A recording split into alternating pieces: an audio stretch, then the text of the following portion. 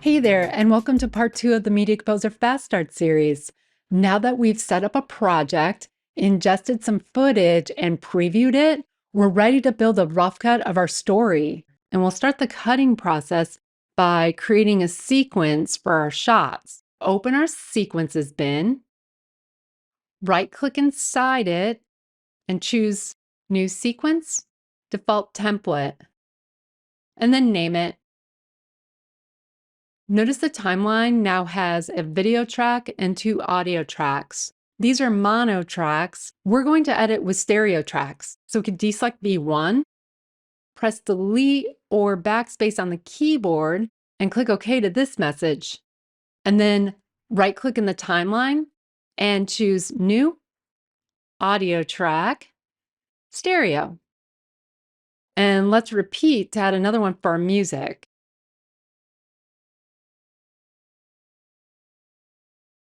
To get ready for our first edit, let's reactivate V1.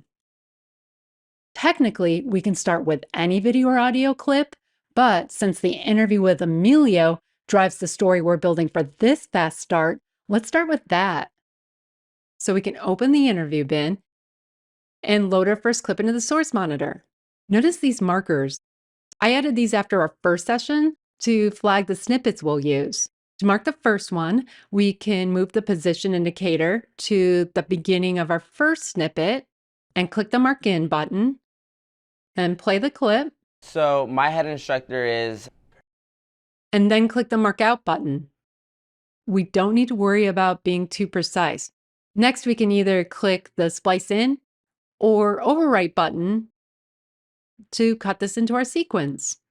Let's do another one. Locate the beginning of the next snippet we want to use and mark in, and then play. When I first came into the store. And mark out. Notice the timeline's position indicator is at the end of our sequence. So when we click either Splice In or Overwrite, the new shot gets added after the first one. Let's play some of our sequence. So we'll click the play button in the record monitor. My name is Emilio Hernandez. So my head instructor is when I first came into the store. That's a lot of Emilio talking with no breaks. So let's add some breaks. We can use Spring Hill and gym footage for this. You can click this frame view button to use thumbnails, known as representative frames in Media Composer, as a guide for finding shots. Go to this bin's fast menu, align and fill window, so the clips fill in the empty bin space. Now let's find the teaching clip and double click here to load it into the source monitor. And mark in, play it. You need to make this decision. And marking out. Now let's add this clip between these 2 clips in the timeline. So we'll hold the Control key on Windows or Command key on the Mac and click here in the time code ruler. This snaps the position indicator to the precise spot we need for our insert. Now to insert our shot, we need to use Splice In, which inserts the clip here and moves these segments to the right forward in the timeline. Now let's add some shots of Spring Hill, Tennessee between Emilio's intro segment and first interview snippet. Load a clip into the source monitor, then head to the marker and mark it in, play, and then marking out. Then we'll snap the timeline's position indicator between these first 2 segments. Now, overall for this particular documentary, we're not going to use the camera's audio. To do that, we'll turn off the track selector for the source side. And then we can click Splice In. Let's insert another shot here. And let's use keyboard shortcuts this time. I to mark in, spacebar to play and stop, and O to mark out. Then we can press the 9 key on the main keyboard to turn off source side A1, and then click Splice In, or press the V key to insert this shot here. Let's insert one more shot.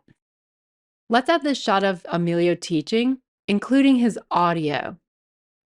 We need to set an in and out mark on the source clip. All right, so I'm gonna get here, I step out.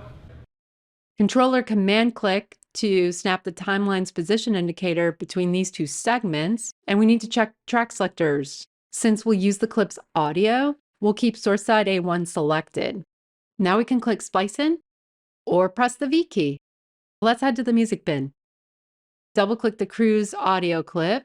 Notice this has 2 audio tracks. That's because the media was configured with 2 mono channels. The rest of the media for this project was set up as stereo, so Media Composer input each with a stereo track configuration. Right-click the clip in the bin, choose Modify, and Modify Clip. In the Modify dialog, we'll go to this menu and choose Set Multi-Channel Audio. Then click the stereo icon and click OK. We can actually drag and drop this from the bin to A2 on our sequence. Let's play some of this. This is Emilio Hernandez. I train out of Tennessee Brazilian Jiu-Jitsu Academy, based out of Spring Hill, Tennessee. So my head instructor is Ray.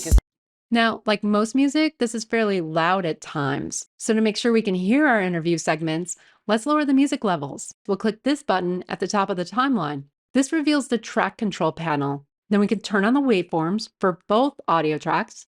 Then click the menu icon and choose clip gain. Then click the mini fader icon and drag this fader down. I train out of Tennessee Brazilian Jiu-Jitsu Academy, based out of Spring Hill, Tennessee. So my head instructor is Ray Casillas. Let's use the music as a guide to finish building our rough cut. Let's enlarge A2 to make this music's waveform easier to see. We can hold Alt on Windows or Option on the Mac and drag this bottom edge. Now that's easier to see. To move our segments, we'll use the Segment tool. Let's hold down Alt or Option again and click this until it turns red. Then we'll make sure this linked selection toggle button is selected. So when we click a segment, both audio and its video are selected. Then we can drag this segment to its new location using the music's waveform as a guide. Then we'll click and drag the next one to its location. Now we're ready to fill in these gaps in the timeline. For the rest of our edits, we're going to add video only. So we want to make sure we don't affect the interview audio or music. So we'll turn off the record side's audio track selectors. And we'll use the music and Emilio's interviews as a guide for our edits. To do this, we'll move the timeline's position indicator to a spot where we want to add our next clip. And click the Mark In button in the record monitor or press the I key. Now let's zoom in a bit by pressing Control or Command right bracket. Then click the play button or spacebar to play. And click Mark Out or press O. Then we can load our next clip into the source monitor and move the position indicator to the section we want to use. To keep our current timeline segments in place, we'll click Overwrite or press the B key. Media Composer overwrites the marked filler gap in the sequence with our new clip. Then we can repeat these steps to fill in the remaining gaps. But we also want to show more jiu-jitsu action and less of Emilio talking on camera. So we'll Control or Command click the timecode ruler here to snap to the start of this interview, then mark it in, play. So my head instructor is Ray Casillas. And mark it out. So let's grab a shot of Emilio's instructor. We'll use the position indicator as an in mark. And notice the A1 and A2 record tracks are still deselected. So we can click Overwrite or the B key. Media Composer overwrites the beginning of Emilio's interview segment with Ray Casillas teaching. So my head instructor is Ray Casillas. I've been training under him. So to finish the sequence, we'll repeat those steps. Okay, so the rough cut of our story is coming along. Let's watch part of it. It comes down to teaching.